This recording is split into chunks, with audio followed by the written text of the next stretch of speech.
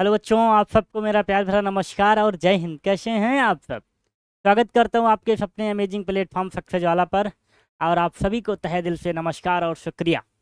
ये क्यों सर? क्योंकि आप सब बड़ी मेहनत से, बड़ी शिद्दत से, बड़ी लगन के साथ अपनी तैयारी को कर रहे हो। क्यों? क्योंकि 13 अप्रैल है और आपका पेपर बहुत पास है और पढ़ने का भी मन नहीं कर रहा इस टाइम सर। क्यों? क्योंकि नींद बहुत आती है सर। उसका कुछ बताइए। तो नींद आने का कारण ये है कि आपके पास कोई काम नहीं है। सीधा मतलब ये है। अगर आपको नींद आ रही है तो इसका मतलब ये है कि आपके पास कोई काम ही नहीं है, तभी आपको नींद आ रही है। फ्री टाइम में आ रहे हो। तो मेरे मन में ये बात चल रही थी कि आपके लिए कुछ बेहतर लाया जाए कि आपकी नींद कम हो जाए और आप थोड़ा बिजी हो जाओ अपने आप में। तो सर कैसे बिजी होंगे हम? 13 अप्रैल के पेपर तक आपको बिजी करने का प्लान लेके आए हैं। थंबनेल पे आपको कुछ और दिखेगा, पर यहाँ कुछ और दिखेगा, निकलेगा। तो 13 अप्रैल तक सबने एक डेट याद कर ली। 13 अप्रैल जैसे शादी की डेट होती, किसी की बारात जानी है, ऐसे ही है। 13 अप्रैल तक अगर आपको एनडीए में अपियर होना है तो उसके पेपर को तो क्वालिफाई करना पड़ेगा। पेपर क्वालिफाई करेंगे तभी आप एनडीए के सेकंड पार्ट तक पहुंचेंगे, जिसे आप एसएसबी बोलते हैं। तो एनडीए के पेपर को क्वालिफाई करने के लिए आपको कुछ बातों का बहुत बारीकी से, बड़ी चालाकी से, बड़ी सावधानी से ध्यान रखना है। कैसे सर? बताइए। ये बीच में ये जो आज हम आपके सामने कुछ लेके आए हैं, इसको आपको बड़ी सावधानी से देखना है और एक के बाद एक को अप्लाई करना है। जब तक अप्लाई नहीं करोगे तब तक इसका रिजल्ट आपको मिलेगा नहीं। वादा है। क्यों? क्यों वादा है सर? क्योंकि इसे करना ही है। ये हमारा एक्सपीरियंस है। ऐसे ही रिजल्ट आता है। क्लियर? ठीक है सर, क्या क्या करेंगे हम? कोई डाउट अगर आपको क्लास को लेके तो नहीं आ रहा है कि आपकी क्लास कैसी हो रही है? जो क्लास आपके लिए जा रही है, जैसे केमिस्ट्री की, फिजिक्स की, अभी मैथ्स की क्लास आपके लिए हुई, अभी एक क्लास और जल्दी मैथ्स की मिलेगी। तो आप सिलेबस को लेके परेशान मत होइए। अच्छा, कुछ लोग एडमिट कार्ड को लेके परेशान थे। एक वीडियो हमने उसके लिए भी लाई कि एडमिट कार्ड ये डेट है। तो उसका आपका डाउट क्लियर हुआ। आज आपको नींद कम करने के लिए लेके आए हैं, बिजी रखने के लिए। ठीक। चलिए, आज क्या क्या बात है आपके लिए, कुछ 5 पॉइंट लेके आए हैं जिनको आप अपने माइंड में एकदम फीड कर लीजिए। फीड कर लीजिए। कहाँ पे फीड करें सर? मोबाइल में, दिल में किसी किनारे रख लो। और क्या? नहीं मन करता तो पता रखना है अपने को। 12th पेपर लगभग सारे बच्चों का हो चुका है। एक आध बचा हुआ तो कर दीजिए, फिर एनडीए पे लग जाइए अपना। तो आज एनडीए फर्स्ट 2025 के लिए हम बात करेंगे कि सबसे मेन फोकस जो पॉइंट आपके पास होने चाहिए वो ये हैं। क्या क्या है सर? एक एक को लेते हैं और उस पर हम डिटेल एनालिसिस करते हैं। तो जो पहला टॉपिक अपना है वो ये कहता है, क्या कहता है सर, कि आपका सिलेबस पहले आपको पता होना चाहिए। आप अपने सिलेबस को बेहतर तरीके से समझ लीजिए। अपना सिलेबस क्या पढ़ना है, कहाँ से कितना क्वेश्चन आता है, कौन सा टॉपिक ज़्यादा इंपॉर्टेंट है। तो एक पॉइंट आपका सिलेबस का होना चाहिए आपके रूम में है। जिसका है वो हाँ लिखेगा। अगर आपके रूम में आपका सिलेबस है तो हाँ, वो तो ठीक है उसके पास। और चार क्या है सर?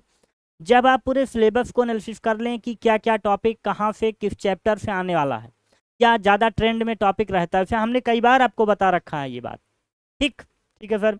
जब आपका सिलेबस हो जाए तब आप इस ग्राफ की तरफ चलेंगे। अच्छा, आज आप एरो देखेंगे, सारे एनडीए पे टूट रहे हैं। सारे एरो कहाँ पे आ रहे हैं? एनडीए पे आ रहे हैं। फिर आप किसको पकड़ेंगे? Short notes. जब आपका सिलेबस हो जाए तो अब 12-13 दिन में नोट्स नहीं बनता, पूरा सिलेबस भी कवर नहीं होता। इस बात को भी आप नोट कर लीजिए। तो आपकी जो इस टाइम मदद करेंगे वो कौन है?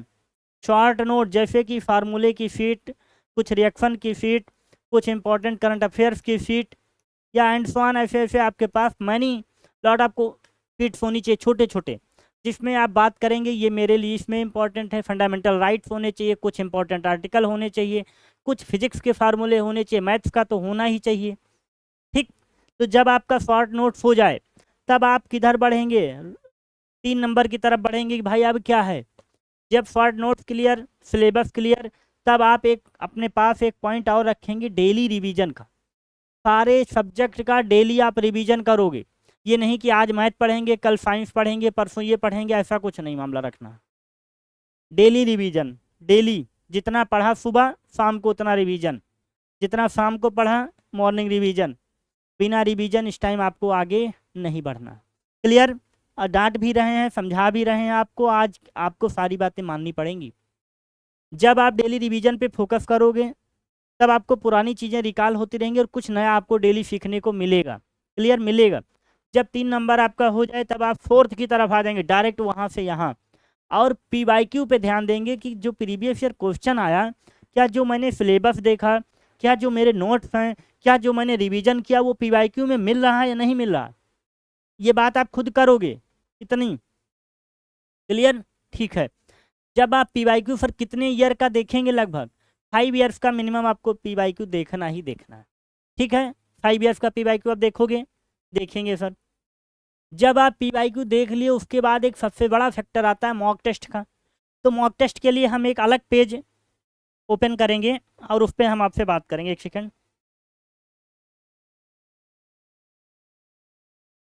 मॉक टेस्ट का पेज हम, अच्छा मॉक टेस्ट बचा उसको ले लेते हैं। सिलेबस हो गया, शॉर्ट नोट्स हो गया, डेली रिवीजन आपने देख लिया, पीवाईक्यू को देख लिया कि जो आप पढ़ रहे हो वो उसमें है कि नहीं। जब आपका ये चीज़ें क्लियर हैं तब आप मॉक टेस्ट की तरफ आते हो। कितना मॉक टेस्ट दें, बड़ा क्वेश्चन है सर, कितने मॉक टेस्ट दें? मॉक टेस्ट, मॉक टेस्ट कितने मॉक टेस्ट दें आप एक दिन में या 13 अप्रैल तक? तो सबसे पहले मॉक टेस्ट देने के लिए आपको टाइम का ध्यान रखना है। किसका? टाइम का। टाइम का मतलब ये है कि जिस टाइम पे आपका एनडीए का पेपर होता है, जिस टाइम पे आपका एनडीए का पेपर होता है सर, बहुत लोगों को टाइम ही नहीं पता होगा। कुछ बच्चे ऐसे हैं जिनको टाइम नहीं पता क्या कि एनडीए का पेपर कितने टाइम पे होता है। देखो, एनडीए का जो मैथ्स का पेपर है वो 10 AM से शुरू होता है और 12:30 तक चलता है। और जो आपका जेटी का पेपर है उसी दिन होता है दोनों पेपर। काफ़ी बच्चों का ये प्रश्न है कि वो एक पेपर दूसरे दिन जानते हैं, चले जाते हैं। तो जो जेटी का पेपर है वो 2 PM से स्टार्ट होके 4:30 PM तक चलता है। नंबर ऑफ क्वेश्चन की बात करें तो यहाँ पर 150 होता है और मार्क्स की बात करें तो 600। यहाँ पर अगर नंबर ऑफ क्वेश्चन की बात करें तो 120 और मार्क्स की बात करें तो 300। साथ ही साथ इसको भी ध्यान रखना है। ठीक है, ठीक है, क्लियर, बात क्लियर हो रही है सबकी।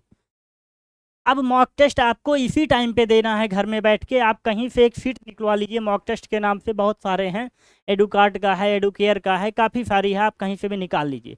गूगल पे डालेंगे मॉक टेस्ट तो उसमें बहुत सारे आ जाए। कम से कम 5 मॉक टेस्ट,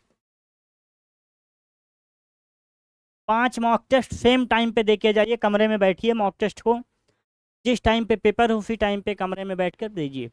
इससे आपके माइंडसेट बायोलॉजिकल इफेक्ट है कि आपको उसी टाइम पे ये लगेगा कि हमने तो ऐसा पेपर घर पे कई बार दे चुके, कई बार दे चुके हैं। क्योंकि एक आपको बहुत अच्छी लाइन कही है किसी ने कि जितना ज़्यादा पसीना मैदान में आप बहाओगे, जितना ज़्यादा जो पसीना बॉडी का है मैदान में बहाओगे प्रैक्टिस के टाइम, उतना कम खून आपका युद्ध में बहेगा।